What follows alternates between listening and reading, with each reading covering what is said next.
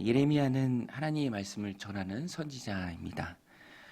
그런데 시대적 상황이 암울하고요.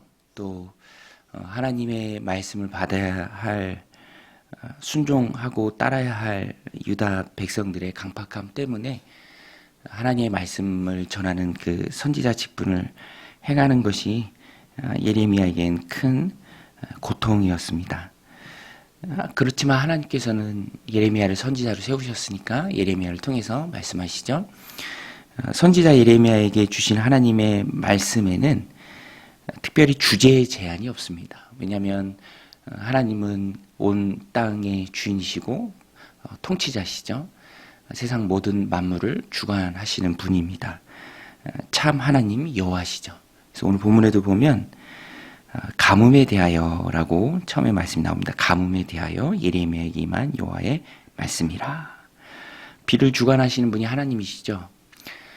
이방신이 비를 주는 것이 아닙니다. 하나님이 비를 주장하시는 분입니다. 그래서 가뭄에 대해서도 또 비가 오는 것, 또 비가 안 오는 것, 그것에 대해서도 충분히 말씀하실 권한을 가지신 분이 바로 하나님이십니다. 예레미야를 통해서 말씀하시죠.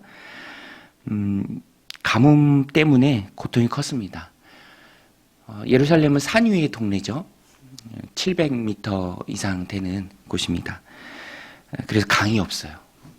그래서 하나님이 비를 주셔야만 살 수 있는 그런 지역입니다. 그런데 비가 오지 않습니다. 물을 얻으려고 나갔지만 빈 그릇을 가지고 돌아옵니다.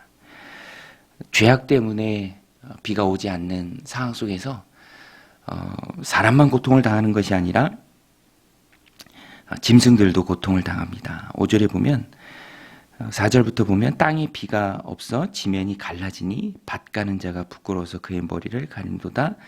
들의 암사슴은 새끼를 낳아도 풀이 없으므로 내버리며 들 나귀들은 벗은 산 위에 서서 승냥이 같이 헐떡이며 풀이 없으므로 눈이 흐려지는도다.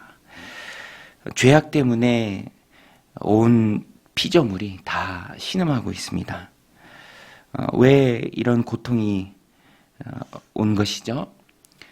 왜 하나님께서 기도해도 하나님의 백성이라 일컬어짐에도 불구하고 가뭄과 기근 때문에 고통을 당하고 있습니까? 원인은 죄죠. 죄가 하나님의 능력을 흘러오지 못하도록 막는다라는 것입니다. 이사야 59장 1절 2절에 보면 여호와의 손이 짧아 구원하지 못하심도 아니요 귀가 둔하여 듣지 못하심도 아니라 오직 너희 죄악이 너희와 너희 하나님 사이를 갈라놓았고 너희 죄가 그의 얼굴을 가려서 너희에게서 듣지 않으시게 함이라. 너희 죄가 문제다라는 것입니다. 핵심은 죄죠. 죄 때문에 기근이 있고요. 죄 때문에 고통이 찾아온다라는 것입니다. 하나님의 능력은 한이 없지만 우리의 죄가 우리와 우리의 하나님 사이를 갈라놓고 하나님의 얼굴을 가려서 듣지 못하게 하신다라는 것입니다. 그래서 어떤 저자는 책에 그렇게 썼어요. 죄를 용납하고 그것을 회개하지 않고 그것을 계속 두는 이상 기도한다고 헛수고하지 마라. 참 두렵고 떨리는 말씀입니다. 그래서 선지자는 기도합니다. 하나님께 부르짖죠. 가뭄 앞에서 온 백성이 신음하고 모든 피조물이 힘들어하는 가운데 하나님 앞에 기도를 합니다. 중보자적 기도죠. 7절에 보면 여호와여 우리의 죄악이 우리에게 대하여 증언할지라도 주는 주의 이름을 위하여 일하소서. 우리의 타락함이 많으니이다. 우리가 주께 범죄하였나이다. 이스라엘의 소망이시오 고난당한 때의 구원자시여 어찌하여 이 땅에서 거류하는 자같이 하룻밤을 유숙하는 나그네같이 하시니까. 하나님 우리를 불쌍히 여겨 주옵소서. 중보 기도를 예레미야가 합니다. 오늘 우리도 사람들 편에 서서 예레미야가 기도했던 것처럼 오늘 우리도 기도해야 합니다. 사랑하는 우리의 자녀들을 위해서 또 공동체의 지체를 위해서 안타까운 마음을 가지고 기도해야죠. 다 같이 회개하고 주님 앞에 돌아오는 그 일을 위해서 우리가 기도해야 합니다. 사실 우리가 할 수 없는 영역의 일들이 참 많아요. 다른 사람들을 위해서 우리가 해줄 수 있는 것은 그래서 또 기도밖에 없다라는 것을 느낄 때가 참 많이 있습니다. 내가 할 수 없는 많은 영역은 하나님께 기도하는 기도의 영역이죠. 그래서 우리는 늘 깨어 기도해야 합니다. 9절에도 보면 간절하게 기도하죠. 어찌하여 놀란 자 같으시며 구원하지 못하는 용사 같으시니까 여호와여 주는 그래도 우리 가운데 계시고 우리는 주의 이름으로 일컬음을 받는 자이오니 우리를 버리지 마옵소서. 우리를 버리지 마옵소서. 오늘 우리도 타락한 이 시대를 품고 또 오늘 우리의 기도를 필요하는 많은 이들을 마음에 안고 기도해야 합니다. 믿음이 자라야 할 많은 공동체 안에 지체들을 품고 기도해야죠. 저도 이제 젊은이 수련회 이렇게 두고 항상 눈을 감으면 말씀을 들어야 할 청소년들 또 시대의 풍조 앞에서 하나님 말씀을 꼭 붙들고 나가야 할 그런 새벽 이슬 같은 청년들 늘 떠오르는 거죠.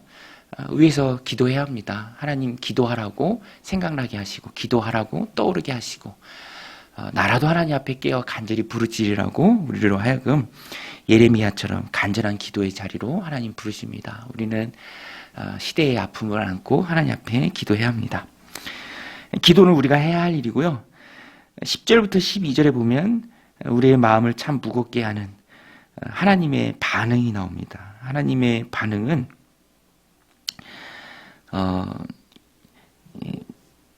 하나님의 반응은 11절에 보면 참 무거워요. 여호와께서 또 내게 이르시되 너는 이 백성을 위하여 복을 구하지 말라. 그들이 금식할지라도 내가 부르짖음을 듣지 아니하겠고 번제와 소제를 드릴지라도 내가 그것을 받지 아니할 뿐 아니라 칼과 기근과 전염병으로 내가 그들을 멸하리라. 11절 12절 참 안타까운 말씀입니다. 그러나 하나님의 본심은 항상 이렇지는 않습니다. 또 우리가 항상 깨달아야 할 것이 하나님은 인내하세요. 여러분 하나님은 오래 참으시는 분입니다. 긍휼이 풍성하신 분이기에. 그런데 예레미야 이 말씀을 우리가 꼭 기억하고 또 마음에 새겨야 할 것은 하나님이 인내하시되 긍휼로 우리를 용납하시되 영원히 하지 않으신다. 이것을 참 우리가 두렵고 떨리는 마음으로 받아야 합니다. 영원히 참지 않으시는 분이 하나님이세요. 그래서 기회가 있을 때 돌이켜야 하고요. 돌이키지 않으면 하나님의 심판이 임한다라는 것입니다. 그런데 오늘 우리가 이 말씀을 그대로 우리 가운데 적용할 수는 없습니다. 왜냐하면 우리는 이미 하나님의 자녀입니다. 영생을 소유한 하나님의 자녀죠. 요한일서 말씀처럼 아들이 있는 자에게는 생명이 있고 아들이 없는 자에게는 생명이 없다. 우리 안에는 예수님이 계시기에 영생이 있습니다. 여러분 우리는 하나님의 자녀인 줄로 믿습니다. 우리는 하나님의 자녀죠. 그래서 이 말씀을 우리들 삶 가운데 적용할 때 일상의 성령의 충만함을 위해서 또 하나님과의 관계의 풍성함을 위해서 우리는 늘 일상의 죄악들을 정리해야 해요. 우리가 짓는 죄들을 늘 정리해야 합니다. 하나님과의 관계의 측면에서 말씀드린 것처럼 너희의 죄악이 너희와 너희 하나님 사이를 갈라놓아서 하나님 얼굴을 가려서 너에게 듣지 않게 한다. 이런 걸 우리가 일상적인 경험할 때 얼마나 많아요? 8차선 고속도로처럼 하나님과 우리의 관계는 항상 죄가 없어야 합니다. 가로막고 있는 게 없어야 돼요. 항상 뻥뻥 뚫려 있어야 합니다. 그래야 하나님 앞에 나와 기도할 때 하나님 들으시고 내 마음에 담대함이 생기고 내 삶을 보시고 기뻐하신 하나님을 우리가 느끼고 경험하고 체험하고 우리 일상에 기쁨이 넘치는 보람된 신앙생활을 할 수 있는 것이죠. 순종을 결단하고 하나님과 우리의 관계입니다. 항상 뻥뻥 뚫려 있는 관계. 그래서 죄악들을 회개하고 정리해야죠. 순종을 결단해야 합니다. 또 한 가지 놓치지 말아야 할 이 말씀의 적용이 여러분들 가운데 아직 예수님을 영접하지 않으신 분이 있다면 예수님을 영접해야죠. 기회가 있을 때 하나님의 자녀가 되어야 합니다. 그리고 우리 주변에 아직 예수님을 영접하지 않은 하나님의 자녀가 되지 않은 그래서 하나님이 기회는 주시지만 그 기회가 항상 있는 것은 아니죠. 나중에 할게요. 나중에 어디 있습니까?